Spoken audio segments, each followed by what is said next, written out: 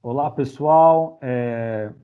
Estamos aqui nessa sessão. Essa sessão é mais especial, porque temos a presença ilustre do professor Luiz Eduardo Chueri conosco. A gente vai conversar sobre vários assuntos de acordo com o nosso tema, né, do nosso evento, que é praticamente um olhar mais a fundo nessa transição ou nessa provável mudança de paradigma que provavelmente viveremos no futuro. O Brasil saindo do conjunto de normas que temos hoje, de preço de transferência, para um padrão internacional. Então, esse é o nosso pano de fundo, e é claro que a gente vai aprofundar em vários assuntos, e aqui a presença do professor Chueri é notável. Para quem não conhece, eu acho difícil alguém não conhecê-lo, mas o professor Chueri é professor titular de Direito Tributário da Universidade de São Paulo e também advogado, além de parecerista. Bom, o currículo é muito grande, demoraria o vídeo inteiro para falar. É uma honra enorme para mim, e eu tenho certeza que para vocês que vão assistir também vai ser um momento bem legal de conhecimento, de troca de ideias. E aí eu quero começar com uma provocação, que é justamente sobre o princípio arm's length, né, que eu costumo falar para o pessoal que falar de transfer pricing sem falar do princípio arm's length tem alguma coisa errada, porque ele é o coração da história toda, né? E aí, no contexto do projeto que estamos aqui discutindo, veio a ideia de que, eventualmente, nessa nova lei, que o princípio arm's length deveria estar expresso, né, de alguma maneira, na nova legislação, para ficar bem claro. E aí eu queria começar falando sobre o princípio arm's length e o papel dele no eventual futuro, professor. A gente estava conversando um pouco antes, mas acho que é legal a gente, de repente, começar pelo princípio, né? Bom, Igor, do que a gente conversava, você me perguntava se seria interessante no texto de lei estar expresso o princípio arm's length. A minha resposta só pode ser no sentido de que até pode estar expresso, mas eu entendo que atualmente ele também existe. É que a gente entende que um princípio, ele pode ser descoberto a partir do texto.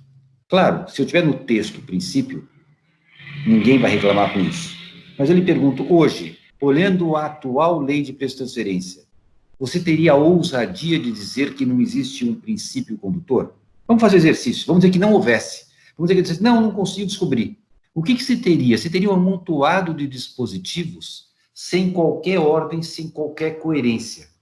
Quando você tem um amontoado de dispositivos sem qualquer consistência, o que você tem é aquilo que se chama de um arbítrio, uma norma arbitrária. Porque para você é isso, para aquilo, para aquele outro. Por quê? Porque eu quis, porque assim eu decidi. O legislador não tem essa liberdade, Igor. O legislador não pode simplesmente, na sua veneta, ficar decidindo, espalhando o que quiser, como queira. Pelo menos não um legislador num Estado que se pretenda inspirado pelo princípio da igualdade. O princípio da igualdade, ele não se confunde com identidade. Quando eu falo em identidade, e se talvez houvesse, eu pergunto, Igor, você é idêntico a seus amigos? Sua resposta certamente é não, porque é identidade absoluta. Só que repare que a Constituição não fala os idênticos serão tratados igualmente. Ele fala os iguais, ou melhor ainda, os em situação equivalente. Então perceba que eu só posso aplicar o princípio da igualdade se eu conseguir saber quem está numa situação equivalente. Então a pergunta sempre é como saber quem está numa situação equivalente? Isso implica, existe um critério para eu saber quem é numa situação e quem está na outra? Quando eu vou em busca desse critério de saber quem está numa situação equivalente, eu vou atrás daquilo que muitos chamam de princípios, os princípios informadores da lei. É o critério, é a régua utilizada pelo legislador, de tal modo que uns ficam do lado de cá, outros ficam do lado de lá. Se eu olho para um texto de lei e não acho esse critério, eu não tenho sequer como aplicar o princípio da igualdade, porque eu não sei quem é igual, eu não sei o que é uma situação equivalente. Então, perceba, a régua, a existência de um critério é pressuposto para a aplicação do princípio da igualdade. Então, voltando à lei de preço de transferência, se eu não conseguisse identificar um critério, eu diria, esta lei fere o princípio da igualdade, porque ela não permite sequer que eu saiba quem é igual e quem não é igual. Mas não é o caso da lei de preço de transferência. Ao contrário, olhando para o texto dela, eu encontro uma régua muito clara, que separa um lado e o outro. E esta régua se chama arm's length. Todos os dispositivos dessa lei, todos eles são inspirados pelo mesmo critério, pela mesma régua, o arm's length ou não arm's length. Então, Igor, eu afirmo com tranquilidade, o texto hoje em vigor da lei, ele é criado, inspirado pelo arm's length. Claro que o legislador pode até expressá-lo, mas se não o fizer, eu, como intérprete, inspirado pela igualdade, só posso dizer, ele está lá, e, aliás, é o critério, é como se pode interpretar a lei. Então, do meu ponto de vista, seria apenas algo para ajudar aqueles que, de repente, teriam algum tipo de dúvida. Mas não, eu dispenso a sua expressão, já que ele é notório em cada um dos dispositivos como inspirador da lei. Agora, falando do arm's length, não sei se você quer entrar nesse mérito, Igor, outra pergunta que também seria se nós deveríamos ir para outro método, ou seja, se este é o melhor método ou não para preço de transferência. Eu estou convencido de que nós não devemos abrir mão do arm's length. Eu estou convencido de que, se ele não é excelente, ele é o melhor que temos. Eu até escrevi um trabalho em que eu citava Keynes para dizer que é melhor estar absolutamente certo que precisamente errado. Não é aproximadamente certo que precisamente errado. Ou seja, o arm's length é aproximadamente certo.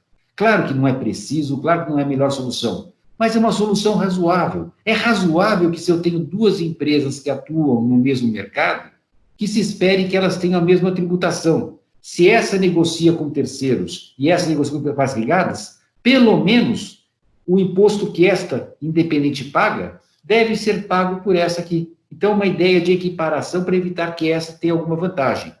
O arm's length não esgota o lucro dessa empresa, ou seja, não é dizer que o arm's length é a solução final para a preço de transferência. É apenas a melhor solução que nós temos hoje.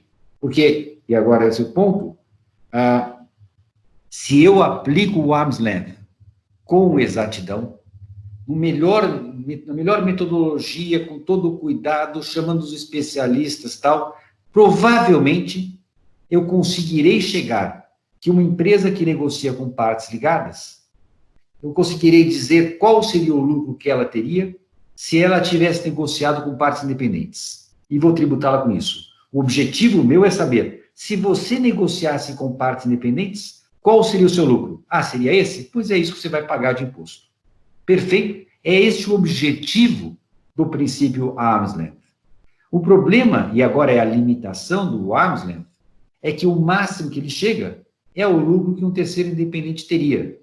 Puxa, professor, mas isso é ótimo, é isso tudo que eu quero. Será que é? Será que não existe algum lucro que o arm's length não pega?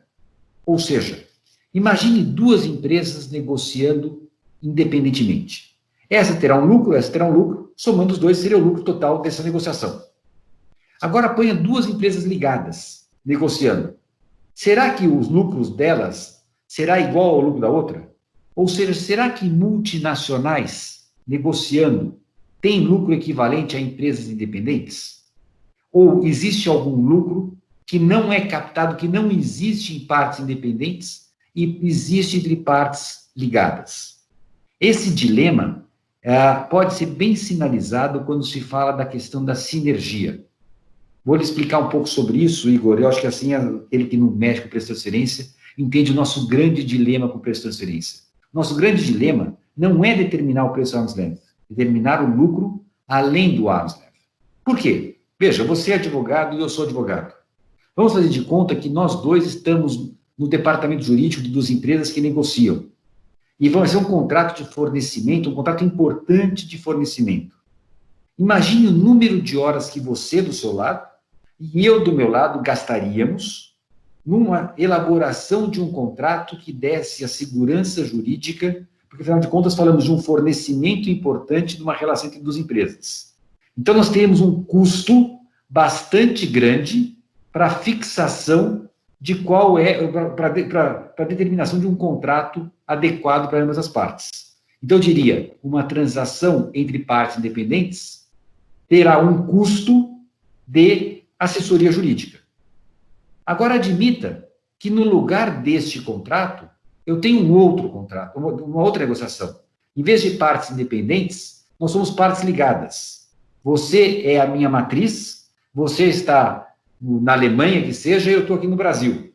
Eu até tenho o seu nome, você é a empresa X da Alemanha, eu sou X do Brasil. Somos ligados. E vamos ter um contrato de fornecimento também importante. Eu pergunto a você, assessor jurídico da matriz, quantas horas você vai gastar para um contrato comigo? E quantas horas eu vou gastar? Você, por acaso, tem medo que eu não pague pelo fornecimento? Claro que não, você sabe que eu vou pagar. E eu tenho medo que você não vai entregar mercadoria? Claro que não, eu sei que você vai entregar. Ou seja, o nosso contrato é aquele contrato para inglês ver. É só para cumprir formalidades, porque nós já sabemos que vai ser cumprido. Então, veja, o nosso custo de transação é muito menor, porque nós não precisamos nos preocupar com assessoria jurídica na celebração de contratos. Então, ou seja, o mesmo fornecimento, se feito entre partes independentes, tem um custo de assessoria jurídica que partes ligadas não têm. Então, a negociação entre partes ligadas tem um ganho decorrente da sinergia entre as empresas. Note que esse ganho não pode ser imputado nem a você na Alemanha, nem a mim no Brasil, porque não é um ganho que eu gerei ou que você gerou. É o ganho que a nossa sinergia gerou. O grande dilema é este lucro que existe, mas que não pode ser imputado a uma ou a outra empresa, como deve ser alocado. É essa a grande questão hoje, que me parece, empresa de transferência, que o arm's length não resolve.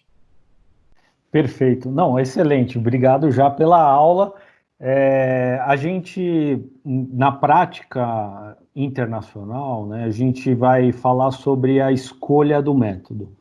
Né? É um tema bastante importante, porque no Brasil a gente tem a escola, né, da escolha do melhor método para o contribuinte. E internacionalmente a gente tem aquele conceito de método mais apropriado. Eu entendo pelos textos do professor, do posicionamento da indiferença ou não seguir essa mesma abordagem do método mais apropriado, mas eu fui treinado e continuo acreditando que a aplicação do método mais apropriado, ela se encontraria justamente onde o professor coloca de que não existe exatamente algo perfeito, mas é o mais aproximado do que um terceiro faria, é usar a lógica daquele determinado método. Eu queria que o professor comentasse um pouco sobre a escolha do método na aplicação do princípio. Acho que é interessante. Perfeito.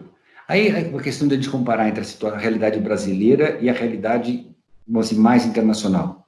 Porque quando eu aplico a realidade brasileira, por conta das margens pré-determinadas que nós temos, cada método chega a um resultado muito diferente do outro, porque, afinal de contas, hoje, pelo menos na sistemática atual, nós temos margens, vamos ser honestos entre nós, são margens arbitrárias. Ninguém sabe por que 20, por que 30, por que 40, coisa parecida.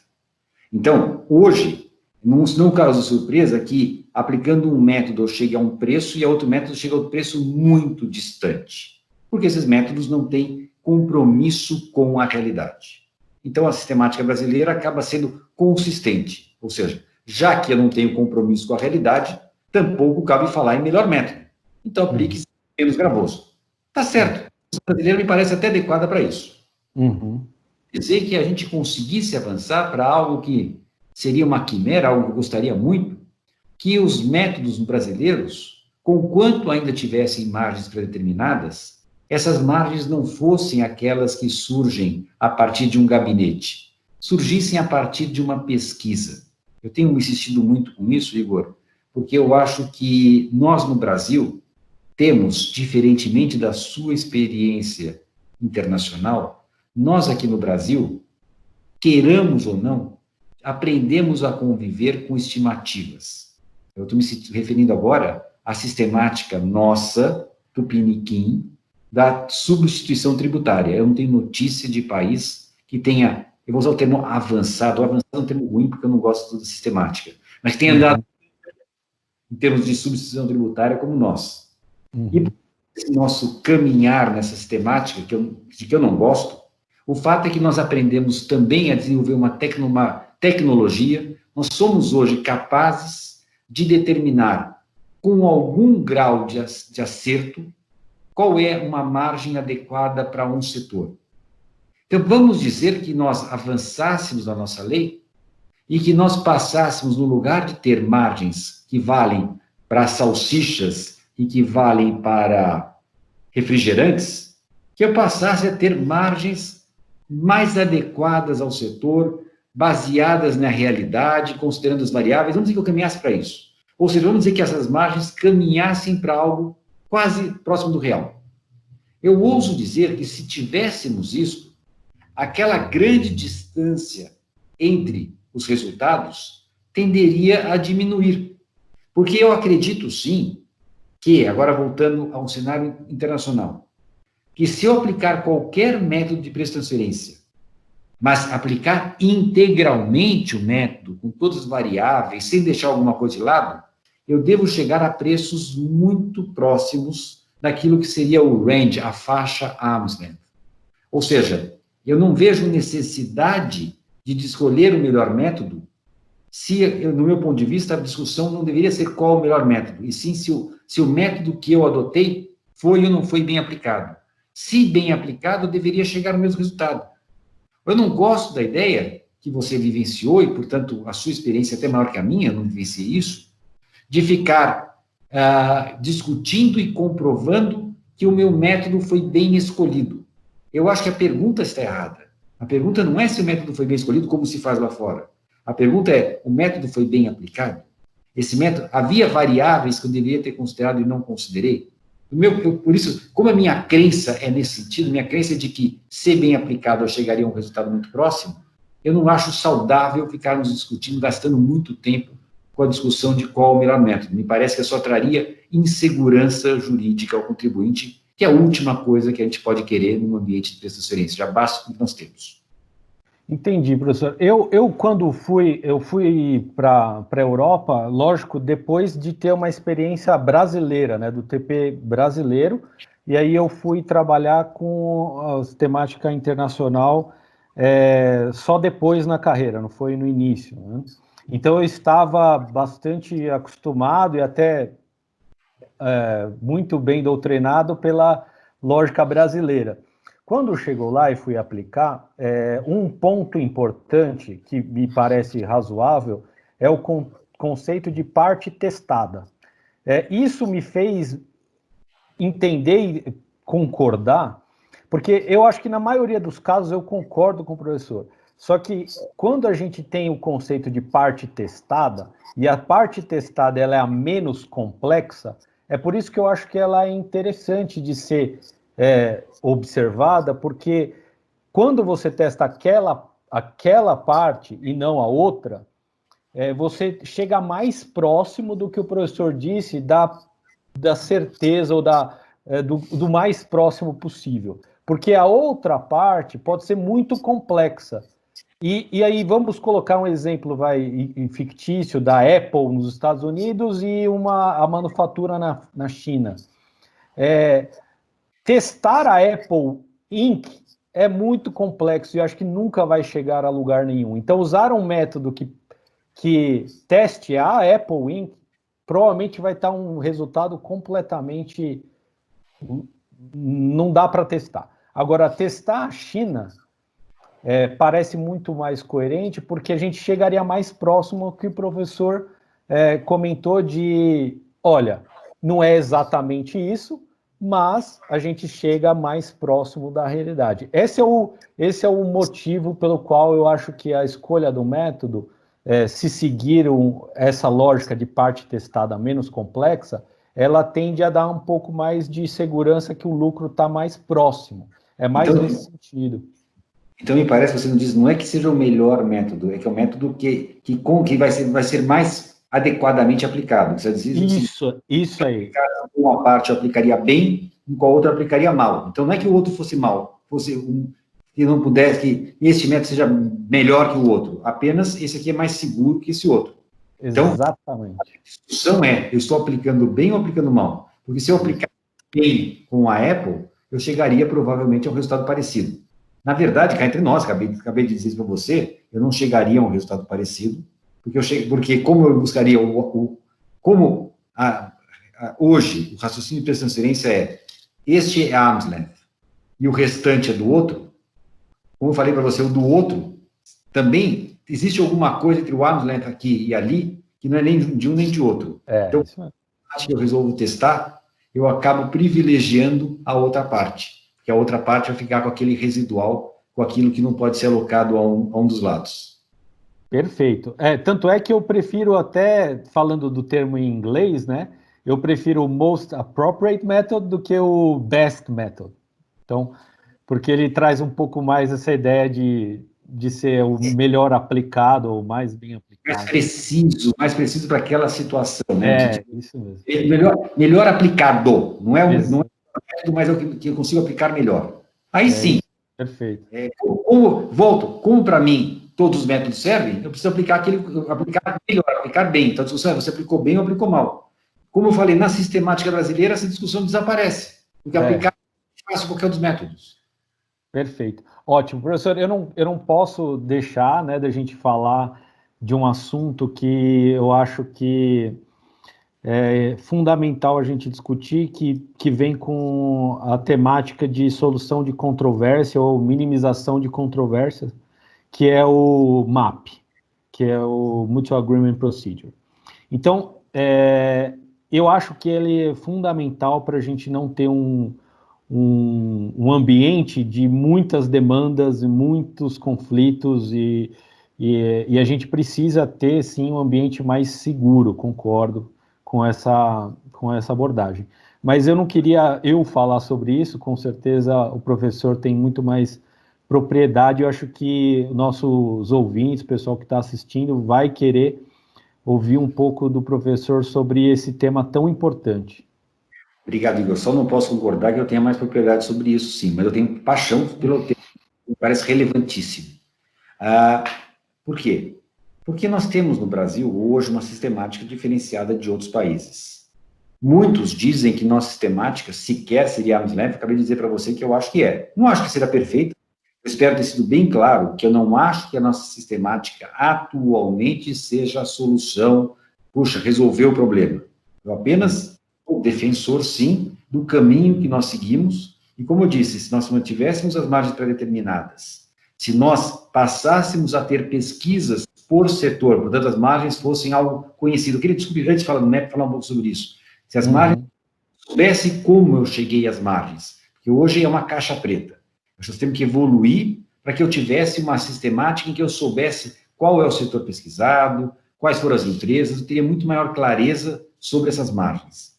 Daí, a partir desse resultado, boa parte das empresas nem teria ajuste de preço de transferência, ou teria menos ajustes. Mas eu não posso negar que toda vez que eu adotasse essa generalização, haveria situações em que eu teria, sim, uma exigência de tributo, ou seja, teria um preço não aceito, em que a empresa pudesse não se conformar, principalmente porque ela iria alegar que a prática que ela faz, o preço que ela calcula, é o que faz em outros países que consideram isso arm's length. E aí abriria um espaço bastante importante para o MEP, para esse Mutual Agreement Procedure, o chamado procedimento amigável. E aí vem a pergunta, como assim abriria isso? Veja, Igor, uma pergunta que a gente pode fazer é, a lei brasileira, se bem aplicada, feitas todas as correções, chegaria a preços arm's length? Eu vou sustentar aqui que daria para chegar. Vamos dizer assim, que chegasse ao preço 1, preço 2 e preço 3. 3 preços arm's length, são 3 métodos brasileiros, P1, P2, P3 brasileiros. Esse é um ponto bastante importante. Uma pergunta é, a lei brasileira chega a um preço arm's length? Chega. Segunda pergunta. Os métodos brasileiros esgotam todas as possibilidades de preço arm's length? Ou seja, será que seria possível eu chegar a um preço arm's length que não foi contemplado pela lei brasileira, um P4, um P5? Eu acho que sim. Este é o ponto mais importante. A pergunta não é se a lei brasileira chega a um preço arm's length. A pergunta é, a lei brasileira esgota os preços arm's length? E a resposta é não. Eu posso ter outros preços também arm's length que não são aqueles a que eu chego pela lei brasileira. Ou seja, eu teria no meu range, minha faixa, 5 preços, por exemplo, P1, P2, P3, que a lei brasileira traz, P4 e P5, que a lei brasileira não contempla, mas que também são arm's length. E vamos admitir uma situação que a empresa tenha adotado o P5, ou seja, um preço que não é contemplado na lei brasileira, que, no entanto, também ele seja arm's length. E essa situação se coloque. Esta é a hora para um procedimento amigável. Por quê? Porque os nossos acordos de tributação, todos eles, adotam no seu artigo 9 igual redação, que traz o arm's length, e que, em síntese, diz que um país pode fazer ajustes de preço de transferência se o preço praticado não for arm's length. Então, note, o artigo 9 tem uma porta de entrada para a aplicação da lei brasileira. E a porta de entrada é um preço não arm's length. No sentido inverso, se o preço for arm's length, o portão está fechado. Ou seja, eu não aplico a lei brasileira, já que o preço é arm's length. A condição para fazer um ajuste de preço de transferência é que o preço não seja arm's length. Se eu pratiquei P5, eu estou na situação do portão fechado. Eu não tenho por que aplicar a lei brasileira, já que o preço é arm's length. Mas vamos dizer que a autoridade brasileira pense que P1 e P2 e P3 são preços arm's length, e não enxergue P4 e P5.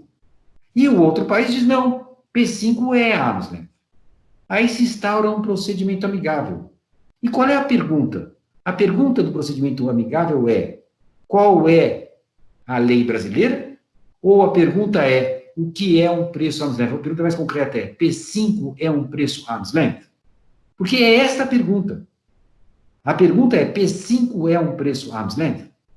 Quando a autoridade brasileira é chamada a responder essa pergunta, ela não pode dizer, a lei brasileira conhece P1, P2 e P3, porque ela está respondendo algo diferente da pergunta.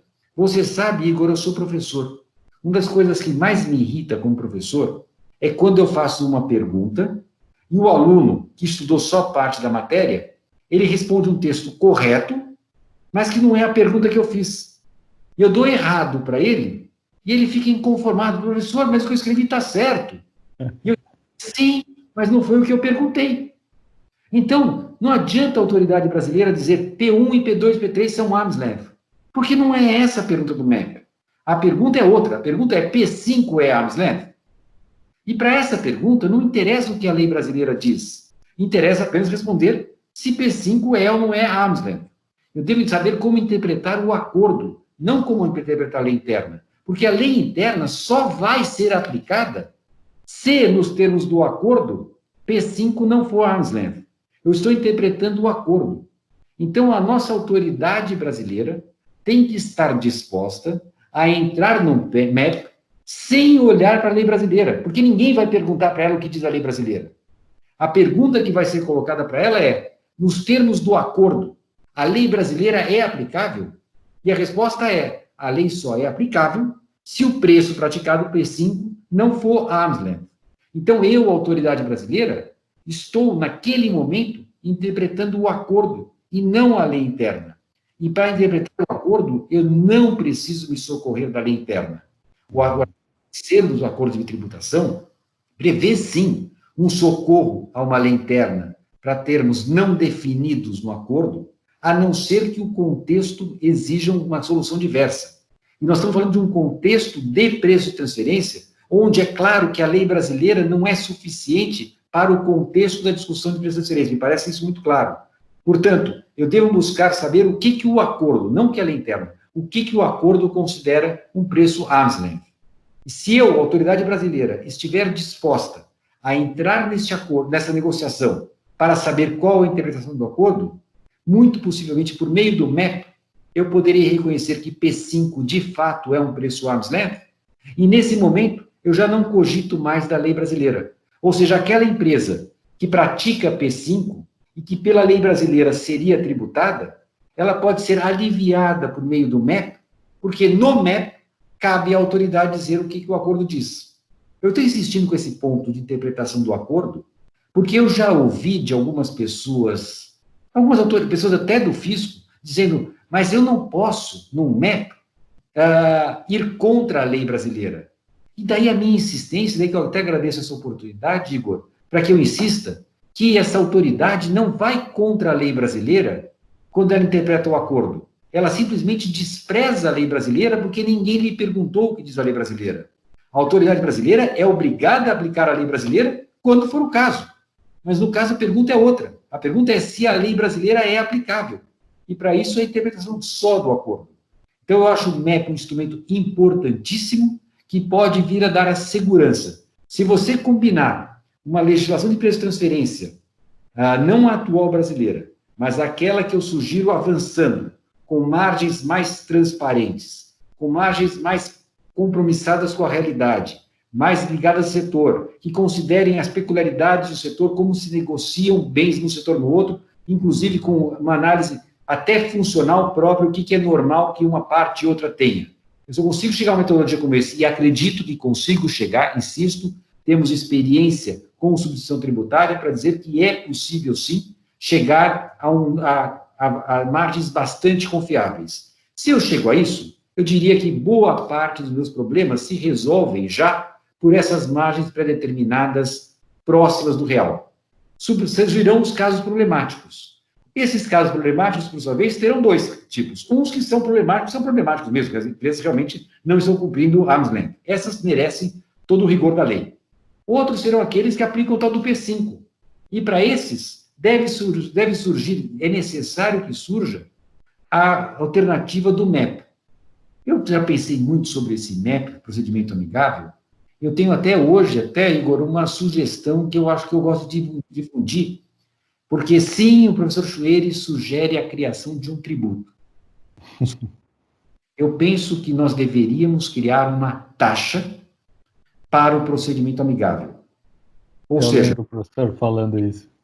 Porque é um serviço público no interesse do contribuinte. Eu pago, assim, ou seja, para evitar até que haja abuso. Olha, coloca uma taxa, quanto pode custar para você deslocar autoridades, para negociar e tudo mais?